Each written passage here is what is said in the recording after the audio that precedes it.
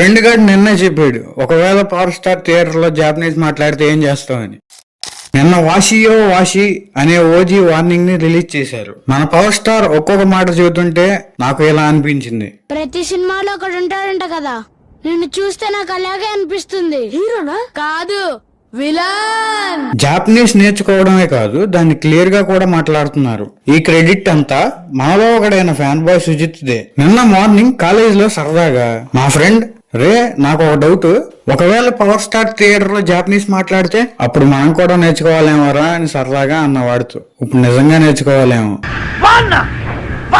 Jokes ఏ part, song లాంటి ఈ song అయితే నాకు నచ్చింది. వాషి అంటే ఈగలని అర్థం అంట.